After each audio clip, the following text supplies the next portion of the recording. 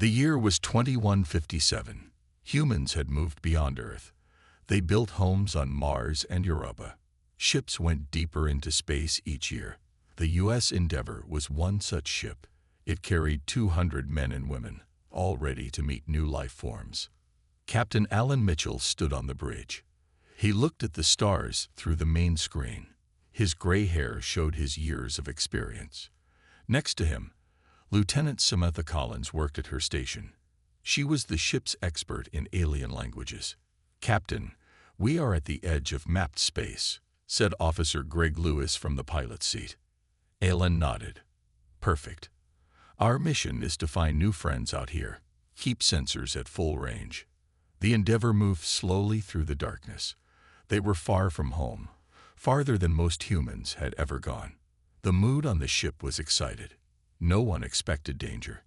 "Sir," multiple objects approaching at high speed, yelled Officer Patricia Ward from the sensor station.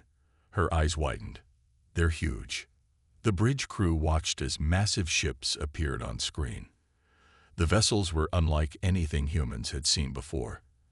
They had sharp angles and glowed with purple energy. There were dozens of them. "Defensive positions," ordered Alan calmly. Lieutenant Collins, "prepare to send greeting messages in all formats." Samantha worked quickly at her station. "Ready, sir." Before she could send anything, the main screen lit up. A figure appeared. It wasn't human. It had 4 eyes set in a wide face. Its skin was gray with patterns of blue.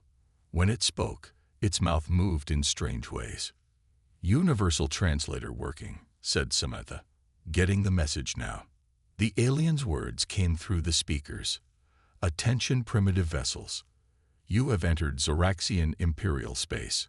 Surrender your ship and prepare for inspection. Your species will be evaluated for usefulness." Ellen stepped forward. "This is Captain Alan Mitchell of the Earth vessel Endeavour. We come in peace and wish to establish friendly relations." The alien made a sound like laughter. "Peace is for equals. You are not our equals." Samantha studied her readings with growing concern. "Captain, I'm analyzing their language patterns. They've used these exact phrases with other species. From what I can tell, they've conquered many worlds." Alan tried again. "We represent Earth and her colonies. We have much to share and learn. We ask for respectful dialogue." The alien commander's 4 eyes narrowed. "We are the Zoraxian Empire. We have ruled this sector for 1,000 years. Your options are simple. Serve or die." "Sir," whispered Officer Ward, "their weapons are powering up." Alan's face hardened. "Raise shields. All hands. Battle stations." Before he could say more, the alien ships fired. The Endeavour shook violently. Sparks flew from control panels. People fell to the floor. "Shields at 40%, shouted the defensive officer. "Their weapons are like nothing we've seen." Another hit rocked the ship. A support beam crashed down, narrowly missing Samantha. "We can't win this fight," Alan decided. "Navigation.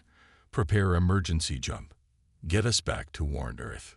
The ship took more damage as the crew worked frantically. Fires broke out on lower decks. The medical bay reported many dead and injured.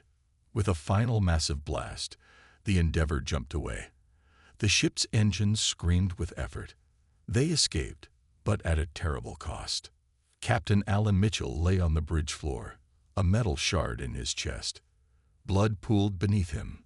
Samantha knelt beside him. "Hold on, sir. Medical is coming." Alan gripped her arm with surprising strength.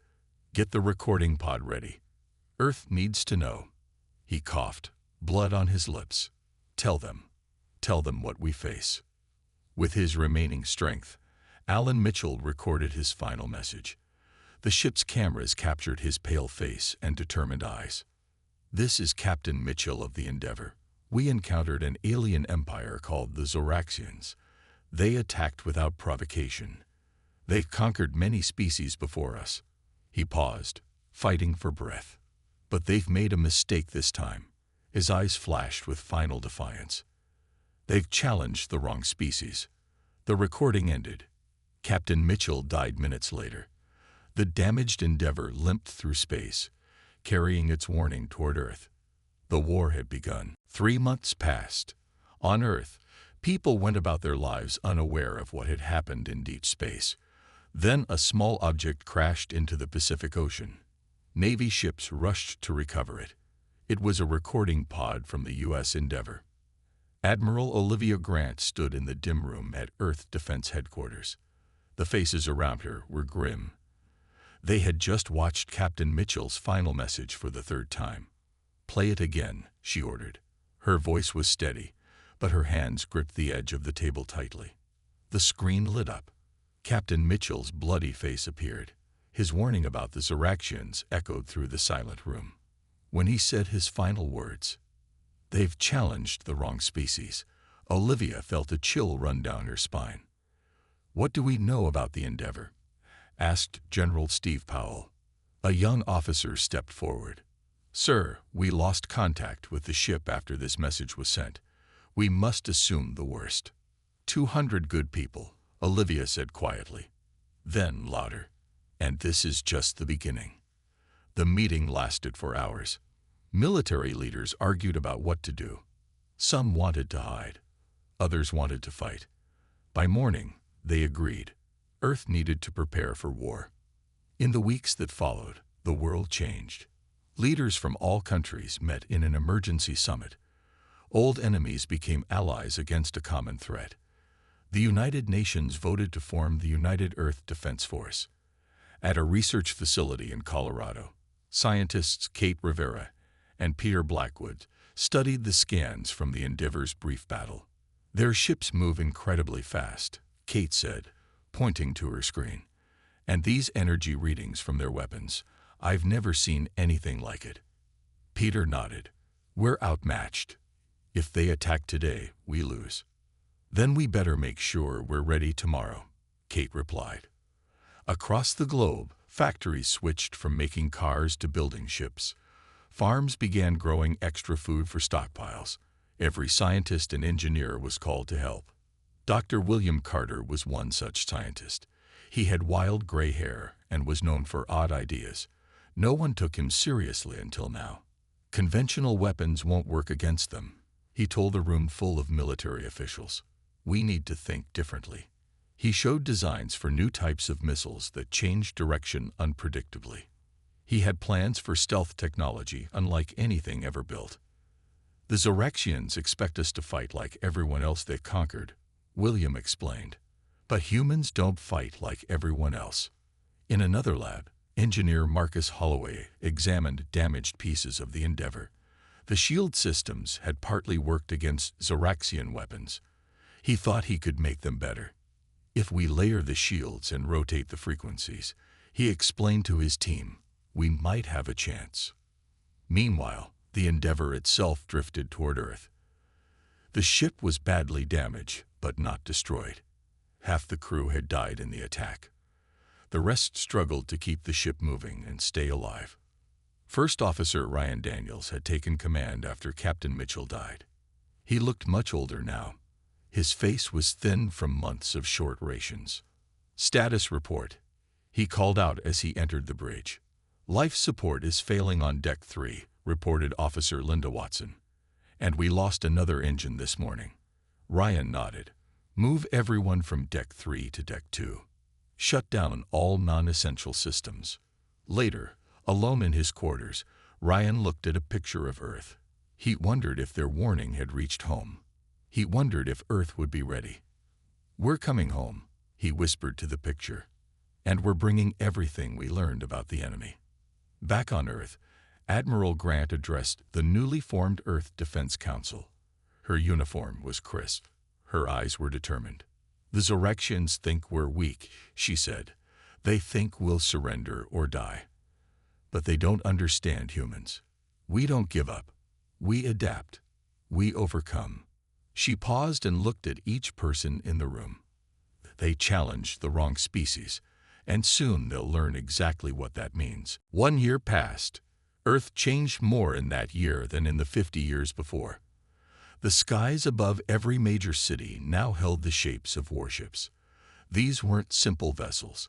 They combined human creativity with what they had learned from the Zoraxian attack. Admiral Grant stood on the observation deck of the new flagship, the Defiance.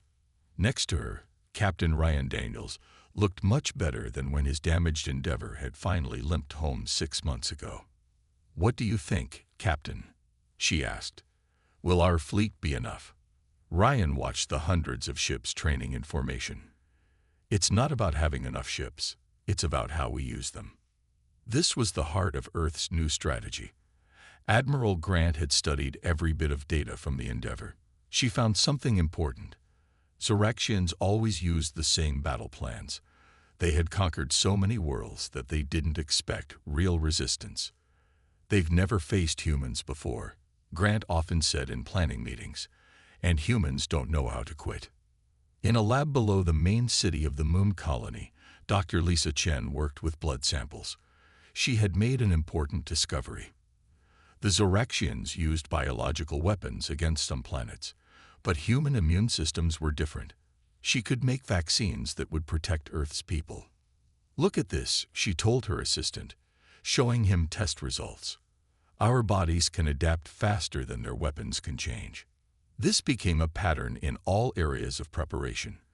Humans found that while Zoraxians were powerful, they were not creative. They had ruled so long that they stopped improving. Fleet Commander Victor Rodriguez developed new battle plans. His ships would not fight in traditional formations. They would move like wolves, attacking from unexpected directions. "Divide your commands," he instructed his captains. "Each ship captain must be able to make decisions without orders. Be unpredictable. That's our advantage." The Zoraxians had not returned since the first attack. Earth's leaders knew this was not because they had given up. They were gathering a larger force. This gave humans time, and they used every minute. In orbit around Mars, 10,000 workers built the largest ship humans had ever made. They called it the Vanguard.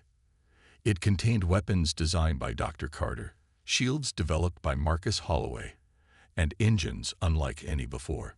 "It's not just a warship," explained Chief Engineer Carol Bennett to visiting officials. "It's a statement. It shows what humans can do when we work together." The ship wasn't just big. It was smart. Its computers could think and adapt during battle. Its hull could repair small damage by itself. Even its shape was unusual, built to confuse enemy targeting systems. On Earth, training centers prepared soldiers. These weren't just regular troops. They learned to fight in space and against alien technology. They studied the few images of Zoraxians, learning about their four-eyed vision and likely weaknesses. Sergeant Ben Harris pushed his squad hard. "They think they're superior," he told his tired troops. "They think we'll be easy to beat. We need to show them how wrong they are."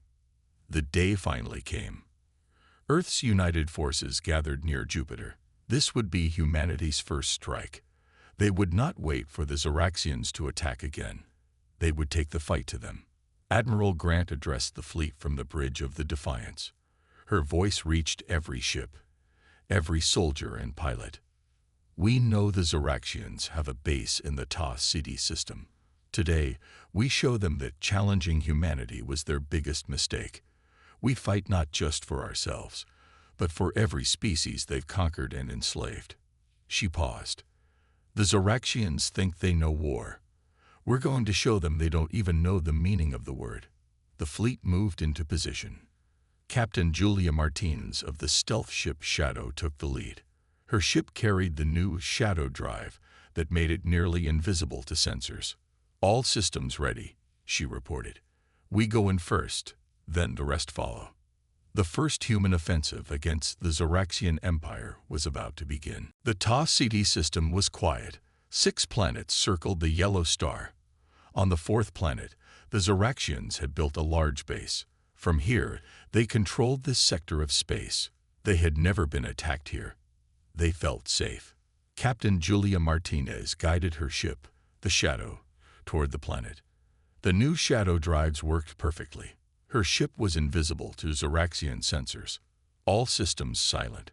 She whispered, though she knew the Zoraxians couldn't hear her. Old habits were hard to break. Weapons ready. Behind her ship, 50 more human vessels waited. They hid behind the system's outer planets. Each captain knew the plan. Each crew was ready. Julia checked her screens one last time. Begin the attack. The Shadow fired first. Special missiles hit the Zoraxian communication towers. Before alarms could sound, the Shadow was already hitting power stations and defense systems. The Zoraxians scrambled, their 4 eyes wide with surprise. They had no warning. They had never seen this ship on their sensors. By the time they launched fighters, the main human fleet was arriving. Commander Rodriguez watched from the bridge of his ship. They're forming standard defense pattern, just as we expected. This was key to the human plan. The Zoraxians always used the same tactics. They formed precise lines of ships. They fired in timed sequences against other aliens. This had always worked. But humans didn't fight like other aliens. Break formation, Rodriguez ordered. Attack pattern chaos. The Earth ships scattered in all directions. Some flew straight at the Zoraxian lines. Others looped around to attack from behind. Some small fighters flew so close to the Zoraxian ships that they couldn't be targeted. On the planet below, squad leader Frank Harrison led a team of Marines. They landed in small drop pods while the space battle distracted the Zoraxians. Their mission was to capture Zoraxian officers and data. Move fast, Frank told his team. Use the jammers. Each Marine carried a small device that disrupted Zoraxian targeting systems. Dr. Carter had discovered that Zoraxian weapons relied on exact measurements. Make those measurements wrong, and their shots missed. The Marines fought their way into the main base. When Zoraxian weapons failed, the aliens were shocked to see humans fighting hand-to-hand. They had never expected physical combat. Most species they conquered surrendered when their technology failed. Communications officer Diane Patol worked from the safety of a stealth ship. She had studied Zoraxian networks for months. Now she put that knowledge to use. I'm in their systems, she reported. Sending false orders now. Across the battlefield, Zoraxian ships received commands to retreat or change position. Their orderly formation fell apart. Confusion spread. The battle lasted 6 hours. When it ended, the human fleet had destroyed 30 Zoraxian ships. The base on the planet was captured.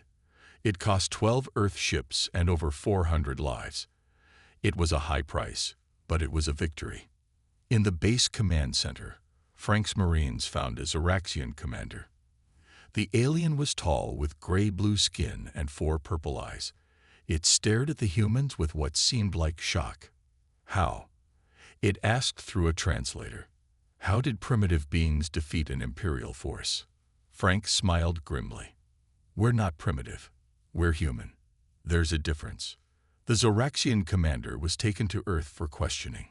It revealed much about the Empire. The Zoraxians had conquered hundreds of species. None had ever won a battle against them.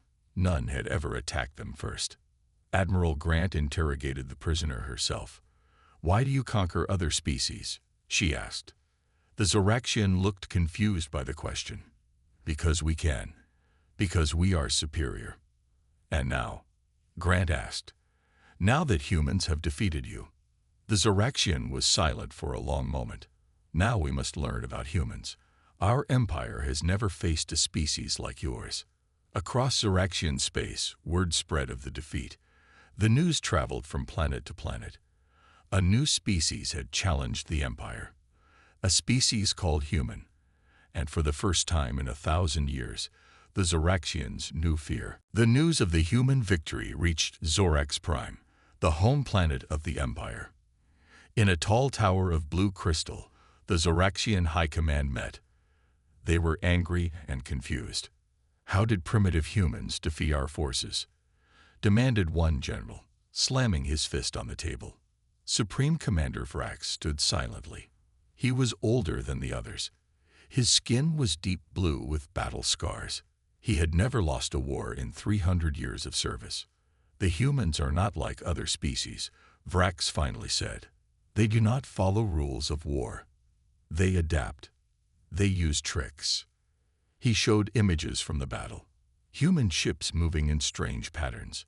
Human soldiers fighting hand-to-hand when their guns failed. These humans cannot be allowed to exist, Vrax decided. They are too dangerous. The High Command agreed. They would not try to conquer humans. They would destroy them completely. Vrax would lead the attack himself. On Earth, celebrations of the victory were short. Admiral Grant knew the Zoraxians would strike back harder. She ordered the colonies on Mars and Ganymede to prepare for possible attack. She was right to worry. 3 weeks later, a huge Zoraxian fleet appeared near Mars. It was 10 times larger than the force at Tau Ceti. Thousands of ships filled the space around the red planet. The Mars Defense Fleet fought bravely. They used all the tactics that worked before, but there were too many enemy ships. The battle lasted only 2 days. When it ended, the human fleet was destroyed. The Zoraxians began bombing the Mars colonies. Colony leader Eric Washington worked to save as many people as possible. He led civilians into deep underground bunkers built for just such an emergency. "Stay calm," he told frightened families. "The tunnels will protect us. Earth will send help." On Ganymede, Jupiter's largest moon, the story was the same. Zoraxian ships destroyed the defense fleet quickly. They landed troops on the surface. The colony there had fewer defenses than Mars. Nurse Amy Rodriguez found herself in charge of the main hospital when the director was killed. She moved hundreds of patients into mining tunnels. With limited supplies, she kept many alive who would have died. "Use fabric for bandages," she instructed volunteers. "Mix these cleaning chemicals for disinfectant. We make do with what we have." The Zoraxians recorded their attacks. They'd broadcast the images to every planet in their empire. They wanted to show how they punished species that resisted them. They expected humans to surrender when they saw their colonies being destroyed. They were wrong. On Earth, the broadcasts did not cause fear. They caused anger. Recruiting centers were filled with volunteers. Factories worked day and night, making more ships and weapons. "We will not surrender," said world leaders in a joint statement. "We will not be conquered." Admiral Grant met with her commanders in the underground war room beneath New Geneva. The mood was somber but determined. "The Zoraxians think they've shown their power," she said. "But they've just shown us what we're fighting against. Now we must show them what they're fighting against." She unveiled a new plan called Operation Phoenix. It was dangerous. It might cost many lives. But if it worked, it would bring the war directly to the Zoraxian home systems. "They've attacked our homes," Grant said. "Now we will attack theirs." Some commanders thought the plan was too risky. "We've lost 2 colonies and many ships," one pointed out. "We can't afford more losses." Captain Ryan Daniels, who had survived the first Zoraxian attack on the Endeavour, stood up. "With respect, sir, we can't afford to play it safe. The Zoraxians expect us to defend, to hide, to beg for peace. We must do what they don't expect." Admiral Grant nodded. "Exactly. They think they know how this war will end. They think they know how humans will react." She looked around the room. "Let's prove them wrong." Across the solar system, humanity prepared for the next phase of the war. On Mars and Ganymede, people hid and survived. On Earth, new ships took shape. And deep in space, scouts searched for routes to Zoraxian core worlds. The Zoraxians had escalated the war, but they still didn't understand what they had started. 3 years passed. The war changed both humans and Zoraxians. Humans grew stronger through struggle. The Zoraxians grew frustrated by an enemy they couldn't easily defeat. Human ships now looked different. They no longer followed single designs. Each captain modified their vessel based on what worked in battle. Some were covered in strange angles to confuse Zoraxian targeting. Others had multiple shield layers that rotated frequencies constantly. Engineer Nickel Taylor led the team that created adaptive shielding. These shields learned from attacks and changed to resist them better. "Every time they hit us, we get stronger," she explained to Admiral Grant during a demonstration. The shields remember each weapon's signature and adjust. Dr. Jason Wu developed a new type of weapon. It sent signals that confused Zoraxian brains. Their 4 eyes made them see differently than humans. Jason found ways to use this against them. Their visual system is more complex than ours, he said, but that makes it easier to disrupt. Human tactics continued to evolve. Ships now fought in swarm formations, moving in ways that seemed random but were carefully planned. Pilots trained to fly patterns that Zoraxian computers couldn't predict. The Zoraxians tried to adapt. They studied human behavior. They changed their weapons and shields. But they were changing too slowly. For 1,000 years, they had not needed to innovate. Now they struggled to keep up with human creativity. Both sides won battles. Both sides lost ships and people. But slowly the balance shifted. The turning point came at Proxima Centauri. This star system was halfway between Earth and Zoraxian space. Both sides wanted to control it. The battle that happened there would change the war. Fleet Captain Alex Morgan led the human forces. His flagship, the Resilience, carried the latest weapons and shields. But the Zoraxians had brought their largest fleet yet. Supreme Commander Vrax himself led them. The battle began as others had. Human ships moved in unpredictable patterns. Zoraxian ships tried to form their traditional battle lines, but were forced to break formation. Lieutenant Paul Edwards controlled sensors on a small scout ship. During the battle, he noticed something important. When his ship moved in certain zigzag patterns, Zoraxian weapons completely failed to track them. "It's like they have a blind spot," he reported.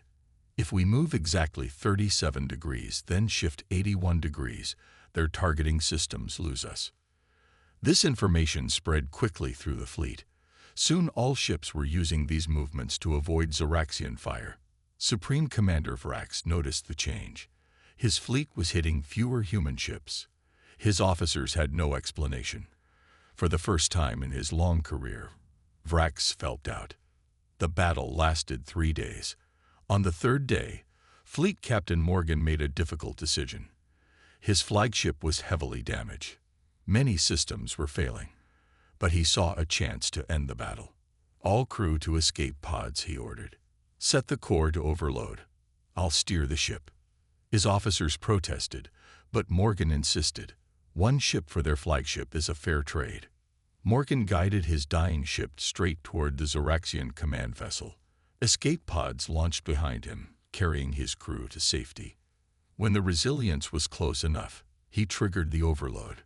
The explosion destroyed both ships. It also created a disruption field that disabled Zoraxian shields across half the battlefield. Human forces quickly took advantage, destroying or capturing many enemy vessels. Supreme Commander Vrax died with his ship. Without his leadership, the remaining Zoraxian forces retreated in disorder. They fell back to protect their core territories. For the first time, the Zoraxian Empire had truly lost a major battle. News spread quickly. On planets they had conquered, subject species began to whisper about resistance. Some even began to fight back, inspired by human example. After the Battle of Proxima Centauri, Admiral Grant addressed the United Earth government. "This is not the end," she cautioned, "but it is the beginning of the end." The Zoraxians know now what they face. They know the name human, and they fear it. After the victory at Proxima Centauri, humans pushed deeper into Zoraxian space. As they moved from system to system, they found something unexpected. Other alien species who lived under Zoraxian rule. Some had been slaves for hundreds of years.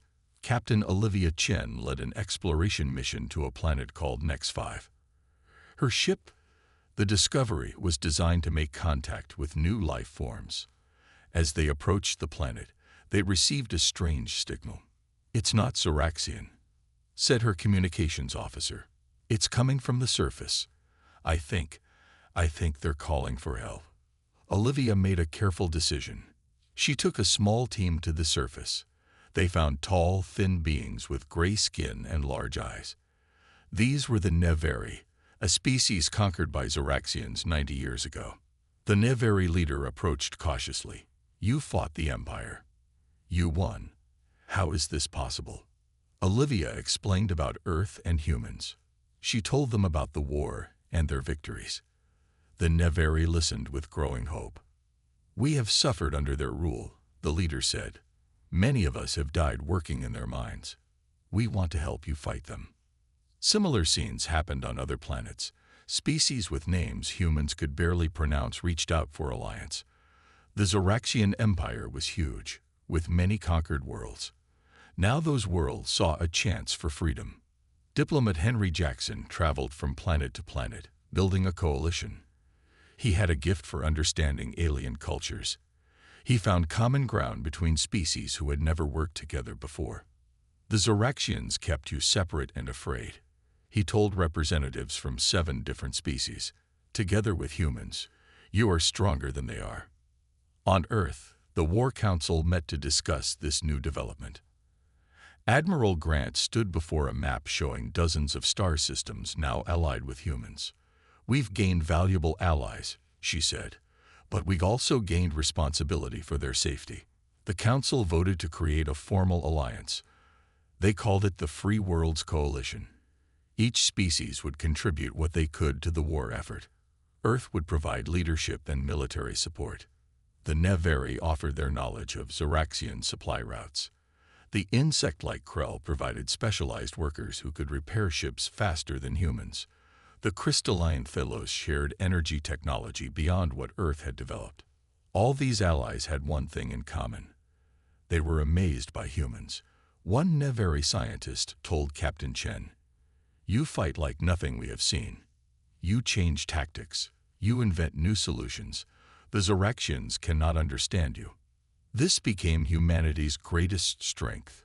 While Zoraxians relied on their superior technology and numbers, humans constantly adapted. They shared this ability with their allies, teaching them to think differently. The war expanded. More planets rebelled against Zoraxian rule. The Empire was forced to fight on many fronts. For the first time in their history, they were losing ground. At a hidden base on Europa, Admiral Grant met with representatives from all allied species. They planned the final phase of the war. The target was clear: Zorax Prime, the Imperial homeworld. This will not be easy, Grant warned. They will defend their home with everything they have. Special Forces Commander Lucas Wright presented a bold plan. While the main fleet engaged Zoraxian defenses, a small team would infiltrate the Imperial Palace. They would capture or eliminate the Imperial Council, the true rulers of the Empire. A surgical strike, Lucas explained. Remove the head and the body falls. The Allied representatives discussed the plan for hours. Some feared it was too dangerous. Others thought it was their best chance to end the war quickly. Finally, Admiral Grant called for a vote. One by one, each species gave their approval. The Nevari representative spoke last. For 90 years, we dreamed of freedom from Zoraxian rule. We never imagined it possible until humans showed us how to fight back. We trust your plan. We trust humans. The decision was made. The Allied fleet would gather near the edge of Zoraxian space. From there, they would launch the largest attack in galactic history. Their target: the heart of the empire that had ruled for 1,000 years. The final battle was about to begin. The day of the final battle arrived. The combined fleet gathered at the edge of Zoraxian space. Ships of 7 different species flew together. Human vessels led the formation. It was the largest fleet ever assembled in the galaxy. Admiral Grant stood on the bridge of the new flagship, Phoenix. She looked at the holographic display showing thousands of Allied ships. "All fleet commanders report ready," said her communications officer. Grant nodded. "Send the signal. Begin Operation Freedom." The fleet jumped into faster-than-light travel. When they emerged, they were near Zorax Prime. The blue-green planet was surrounded by defense stations and ships. The Zoraxians had prepared well for this attack. The space battle began immediately. Human ships led the first wave, drawing fire from Zoraxian defenses. Allied vessels followed, attacking from multiple angles. The battle plan used everything humans had learned in 4 years of war. On a small stealth ship, Commander Lucas Wright prepared his Special Forces team. They included humans and members of other species who knew Zoraxian security systems. Their mission was critical: infiltrate the Imperial Palace while the main fleet kept the Zoraxians busy. "Remember your training," Lucas told his team. "Move fast, stay together, complete the mission." His ship slipped through the battle using the latest stealth technology. They landed in a remote area of the capital city. The team moved through streets emptied by evacuation orders. They wore captured Zoraxian security uniforms. In space, the battle grew more intense. Admiral Grant coordinated the fleet with calm precision. Zoraxian commanders tried to match her tactics, but they couldn't predict her moves. "They're forming a defensive ring around the palace," reported her tactical officer. "They know what we're after." Grant smiled. "Good, keep their attention on us." Lucas and his team reached the palace perimeter. Using codes provided by their allies, they entered through a service entrance. Inside, they moved quickly through corridors, avoiding guards when possible, neutralizing them when necessary. "The Imperial Council chamber is ahead," whispered a Nevari team member, reading from a stolen floor plan. "Heavy security." Lucas checked his weapon. "We've come too far to stop now." The team breached the security doors. Inside, they found the remaining Zoraxian leaders protected by elite guards. A fierce firefight erupted. 3 team members fell. The rest pressed forward. In orbit, the space battle reached its peak. Hundreds of ships on both sides were damaged or destroyed, but the Allied fleet was winning. Their varied tactics confused the Zoraxian defenders. In the palace, Lucas faced the leader of the Imperial Council. The Zoraxian was larger than others, with dark blue skin and 4 cold eyes. This was Supreme Leader Xerix, ruler of the 1,000-year empire. "Your resistance is pointless," Xerix said through a translator. "Even if you win today, we will return stronger." Lucas aimed his weapon. "You still don't understand humans, do you? We don't want to destroy you. We want to stop you from destroying others." At that moment, Admiral Grant's voice came through all communication channels. The Allied fleet had broken through the last line of Zoraxian defenses. The palace was surrounded. "Imperial forces, stand down," she ordered. "Your leadership is captured. Further resistance means unnecessary deaths." Across the planet, Zoraxian commanders faced a difficult choice. Some chose to keep fighting. Others saw the truth. They had lost. Ship by ship, unit by unit, they surrendered. Supreme Leader Xerix watched in disbelief. How?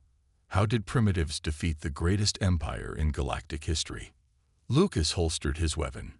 "Because you challenged the wrong species. You thought conquering was strength.